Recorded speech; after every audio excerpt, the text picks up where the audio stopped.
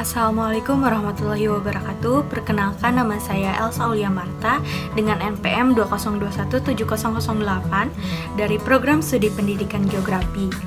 Nah, di sini saya akan membahas mengenai peran pendidikan kependudukan dan lingkungan hidup beserta AMDAL di era global. Selamat menonton.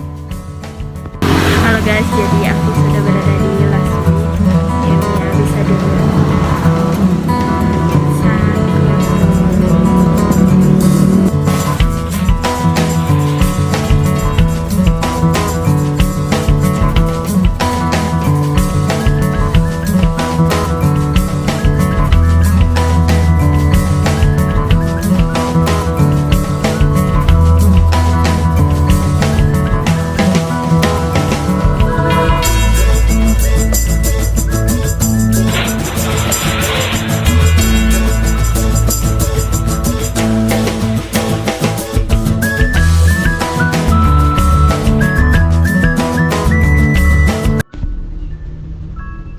Pendidikan kependudukan dan lingkungan hidup.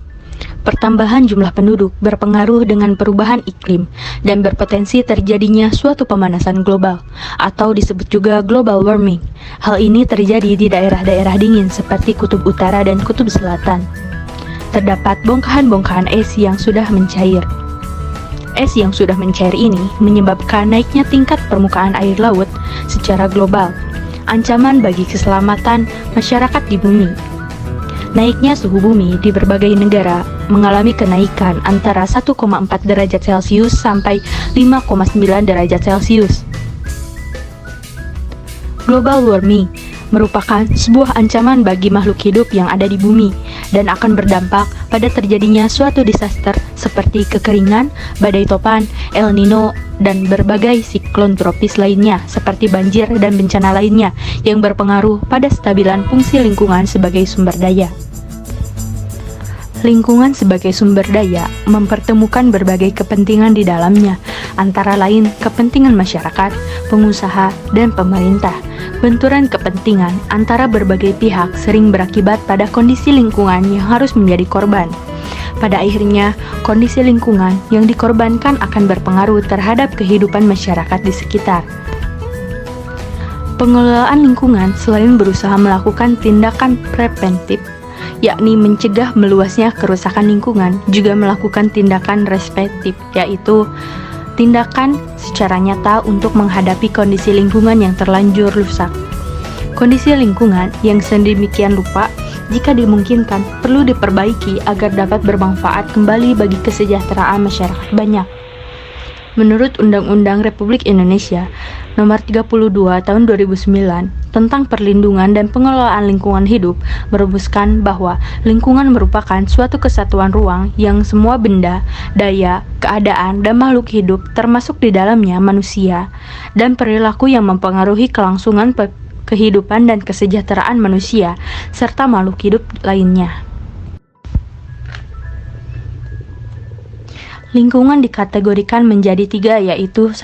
Lingkungan fisik seperti tanah, air, udara, serta interaksi di antara unsur tersebut. Untuk yang kedua, lingkungan biologis, yaitu termasuk semua organisme hidup baik binatang, tumbuh-tumbuhan, maupun mikroorganisme. Untuk yang ketiga, lingkungan sosial, yaitu meliputi interaksi manusia dengan sesamanya. Lingkungan juga menjadi sumber kesenangan karena dapat dijadikan sebagai objek pemuas kebutuhan manusia. Tuntunan kebutuhan manusia dengan pemanfaatan sumber daya alam cenderung tidak berpihak pada kelestarian lingkungan. Revolusi 4.0 di sektor lingkungan berkepihakan kepada daya dukung lingkungan, yaitu pembangunan berkelanjutan, yaitu keberlanjutan ekologis, pendidikan lingkungan, konservasi, dan produk ramah lingkungan. Dengan demikian, pertumbuhan penduduk diikuti dengan meningkatnya kebutuhan masyarakat di suatu wilayah tidak melebihi dari daya dukung lingkungan dan keberpihakan kepada kelestarian lingkungan.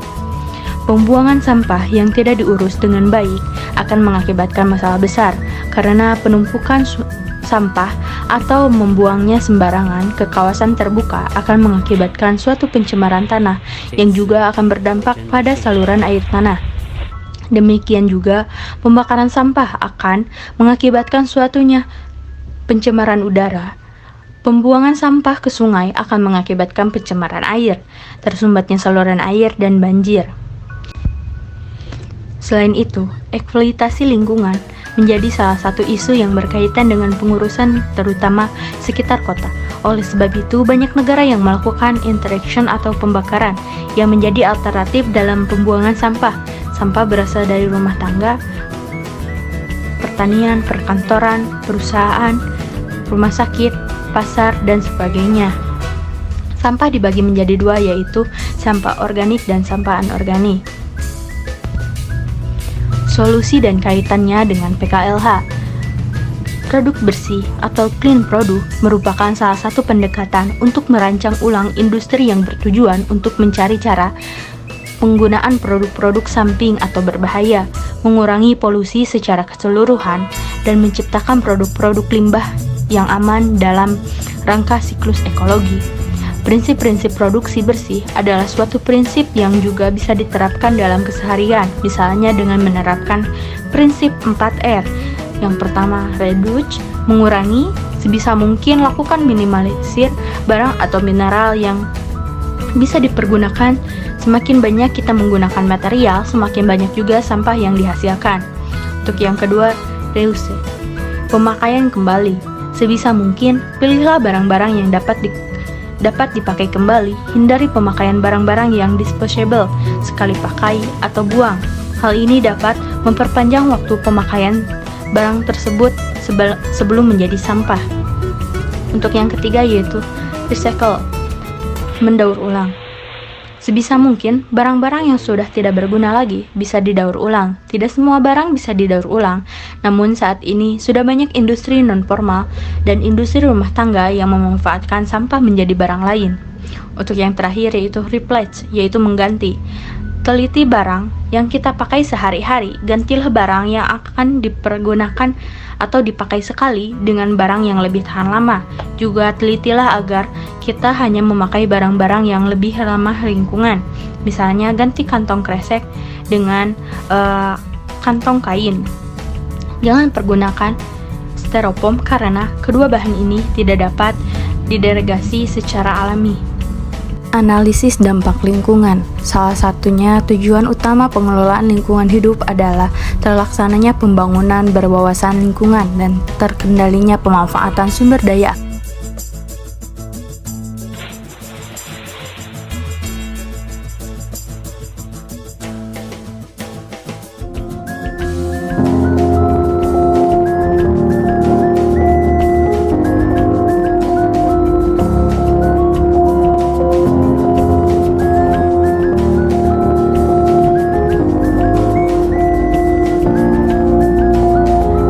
Dari World Economic Forum tahun 2017 menyebutkan 620.000 ton sampah plastik mencemari perairan Indonesia yang disebabkan oleh pengelolaan sampah kurang tepat.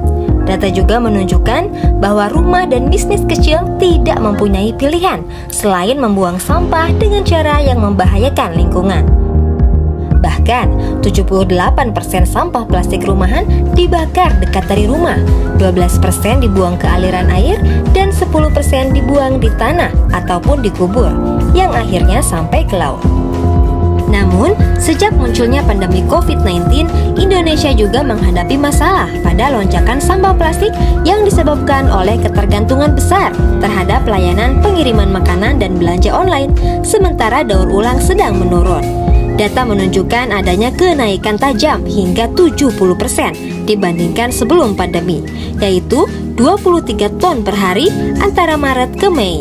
Terkait dengan pengelolaan sampah, pemerintah telah mengeluarkan Perpres nomor 27 tahun 2017 tentang Jakstranas atau Kebijakan Strategis Nasional Pengolahan Sampah Rumah Tangga dan Sampah Sejenis Rumah Tangga.